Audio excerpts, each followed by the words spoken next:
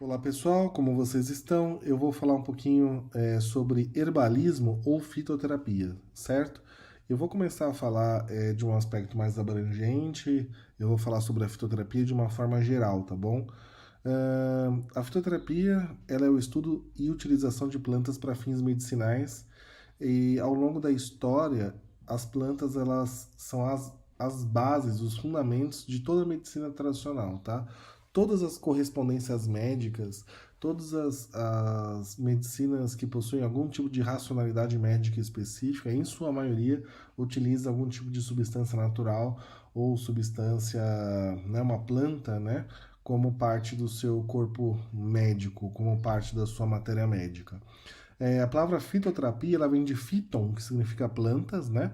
Terapia, tratamento. Lá no oráculo de Delfos, onde tem a famosa inscrição, né? Conhece-te a ti mesmo. É ali os grandes filósofos eles propunham vários tipos de tratamentos, vários tipos de terapias. E a palavra terapia não está associada só a tratamento do corpo, mas sim da mente e do espírito.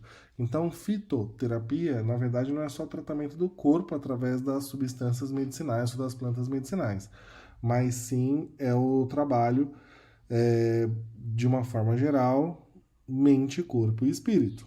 Tudo bem? A medicina moderna, a biomedicina hoje, ela considera o herbalismo uma forma de medicina complementar.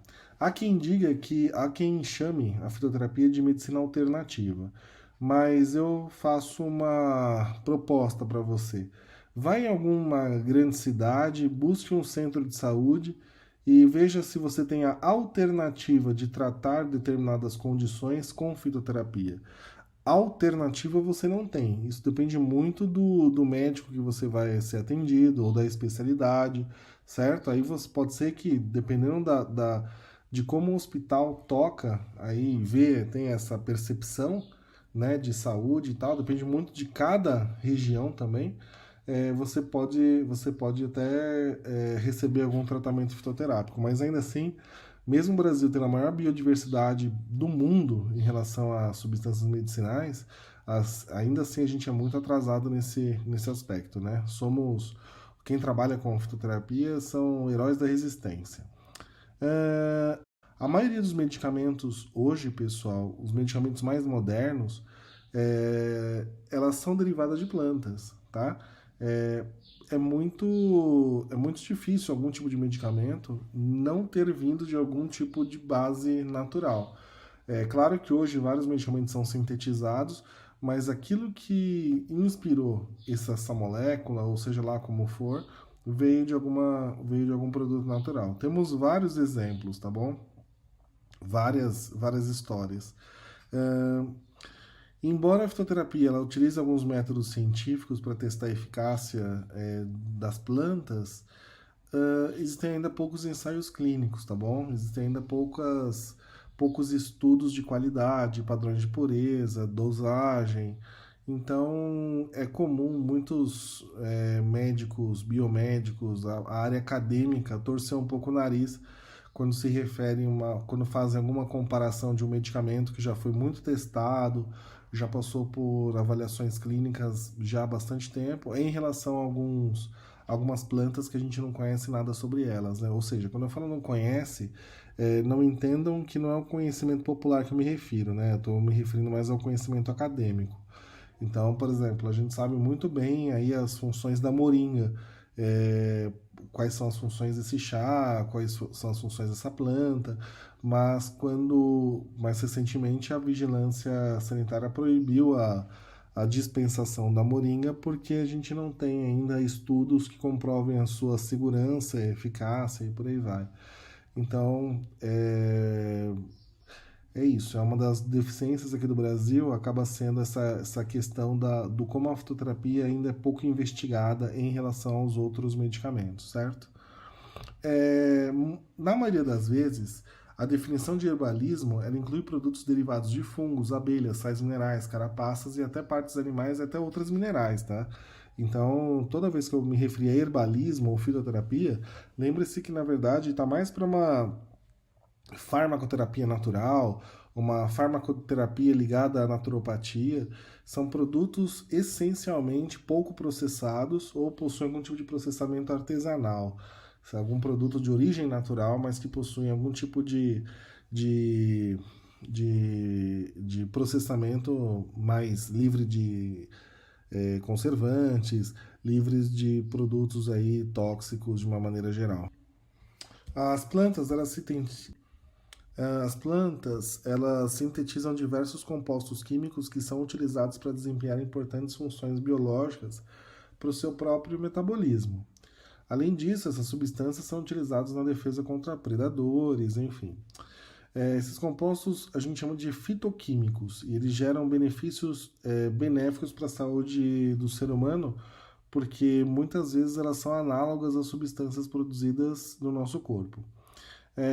Esses fitoquímicos, né, essas substâncias, elas hoje estão sendo alvo de muitos estudos e até mesmo muitas substâncias que a gente conhece são fitoquímicos. Por exemplo, a própria cafeína, né? A cafeína é uma substância super utilizada na farmacologia, na farmacoterapia, e a gente sabe que, na verdade, a origem da cafeína vem do café, lógico. Então, é um tipo de fitoquímico. Hoje, certamente, mais de 15 mil substâncias já foram isoladas, mas, olha, isso é em torno de 5, 7% do total que podemos sintetizar daquilo que conhecemos hoje, né? E do ponto de vista da biomedicina, são esses fitoquímicos que têm ação terapêutica, né?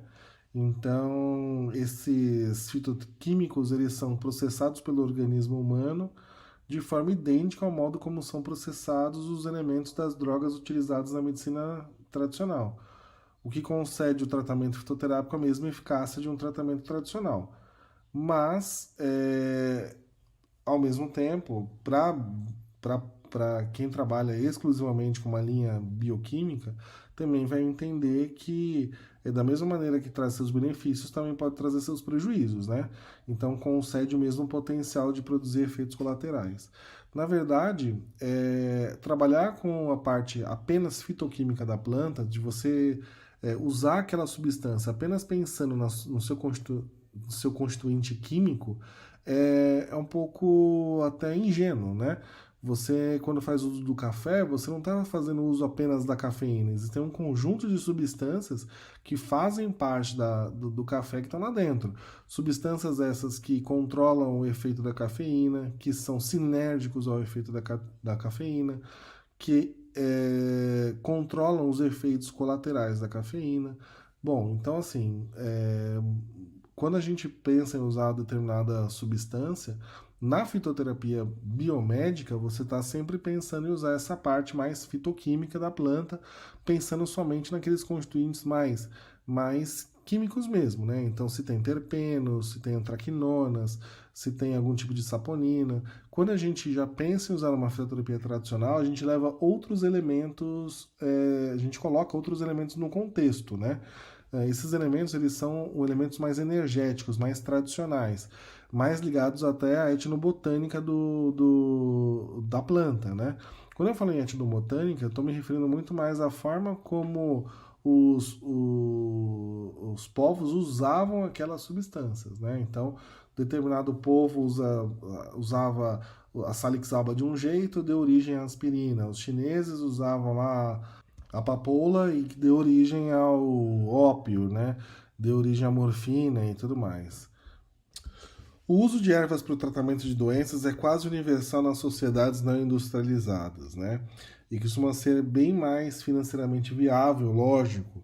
De acordo com a Organização Mundial da Saúde, estima-se que 80% das populações dos continentes asiático e africano utilizam essa forma de medicina como aspecto de saúde primário à atenção à saúde, né? Já os Estados Unidos e Europa, isso já não acontece, isso já não é tão comum. Então é interessante como o Brasil é um país que é bem no meio do caminho, né? A gente faz uso dessas substâncias, a gente faz uso de muitos medicamentos à base de plantas, ao mesmo tempo a gente quer se enquadrar, a gente quer pertencer a essa parte industrializada, sei lá, ao primeiro mundo, então a gente se esforça para abandonar o que nós temos de melhor, né? É lógico que os países industrializados já acabaram com a sua fauna, a sua flora, não tem tantos recursos naturais, né? O primeiro sinal de que o Brasil está maltratando a Amazônia, você vê como é que você vê a resposta dos outros países, né? A França faltou mandar aqui um comitê para assumir a Amazônia, né? Então, por que será? O que tem lá que é tão interessante para eles, né? Então, independente da nossa questão política, o fato é, nós temos a maior biodiversidade do mundo, assim, a nossa riqueza muito grande em relação às plantas medicinais. Nós temos a cura de todas as doenças, nós temos a cura do mundo aqui, não só na Amazônia, mas na Mata Atlântica, no Cerrado e etc. E isso é visto com um certo olhar, né? Os estrangeiros, eles tentam de alguma forma diminuir esse valor que se tem, né? Tudo para poder fazer uso da mesma forma, né? De pegar uma grande empresa, vem aqui, escolhe alguma determinada substância que tem uma ação terapêutica, sintetiza ou então cria uma patente em relação a alguma erva e a gente vai comprar deles, né? Mas vamos deixar a política de lado. Vamos falar um pouquinho mais da história aí do uso das plantas medicinais. O uso da fitoterapia ela remonta desde a pré-história, né? As ervas utilizadas para tempero da comida também continham propriedades medicinais. Então, desde que a gente aprendeu a temperar os alimentos, a gente já está usando alguns tipos de tempero, algum tipo de planta medicinal. Por quê? Porque os temperos eles foram evoluindo na medida da necessidade de lidar com certos patógenos do alimento. Então, assim, aonde o clima é mais tropical e a quantidade de patógenos é maior, a culinária tradicional tende a ser muito mais temperada, muito mais condimentada. Esses temperos, eles têm que ter uma ação antibiótica, bactericida, para poder de alguma forma preservar esses alimentos, né?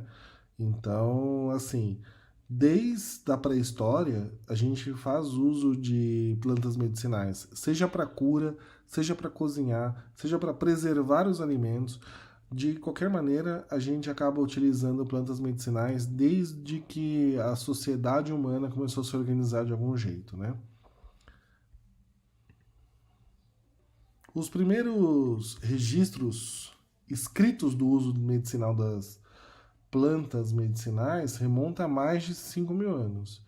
É, a gente vai encontrar esses registros entre os sumérios, que anotaram seus conhecimentos em placas de argila, né, naquela escrita cuneiforme, sobre centenas de espécimes de plantas medicinais. Então, entre eles, né, a mirra, o ópio, né?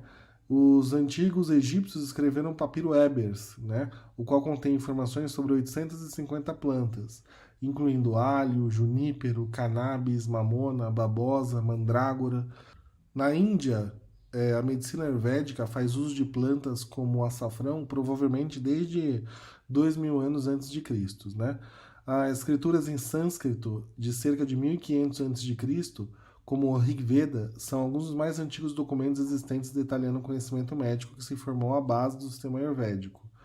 Várias substâncias, várias ervas, vários minerais são usados pela Ayurveda e foram descritos por herbalistas antigos como Charaka e Sushruta durante o primeiro milênio antes de Cristo.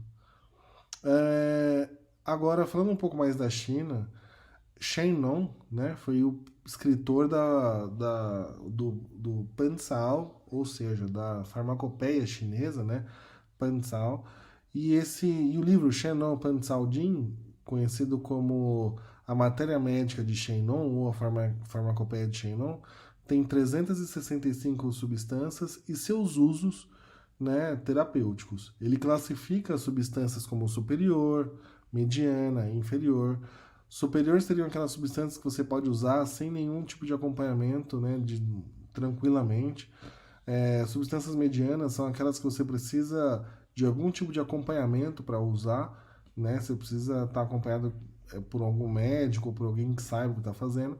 E e as substâncias inferiores são aquelas que são conhecidas pelo seu efeito terapêutico, mas muito mais o efeito terapêutico pelo efeito colateral, né? Então, por exemplo, substâncias purgativas. Ninguém gosta de tomar um purgativo, ninguém acha que isso é benéfico, né? Então eu vou tomar uma substância, ela vai me causar cólica, vai fazer com que eu vá no banheiro. Isso é uma substância conhecida como uma substância inferior. Mas o inferior não significa que ela seja ruim, a ação dela é prejudicial, é menos importante. Não, é só uma nomenclatura que está no Tratado de Shannon, certo? Os gregos também faziam uso das plantas medicinais, né? Através dos elementos clássicos gregos. Aristóteles, de alguma forma, ele classificou essas substâncias de acordo com o seu porte.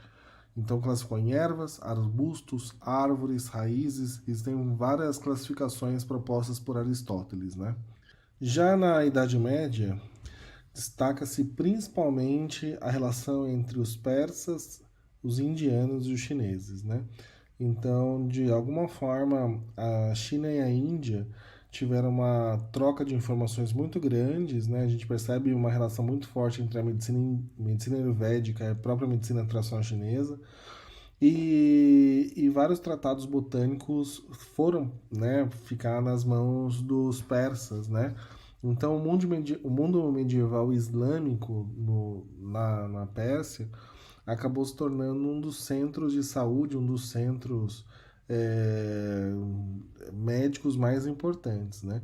E aí a medicina árabe se desenvolveu muito, né? Bagdá era um dos principais centros aí ligados à fitoterapia, ligados às ervas, ligados à farmácia de uma forma geral, que vai culminar no Avicena, né? Nas obras de Avicena, um grande árabe médico muito importante, farmacêutico muito importante.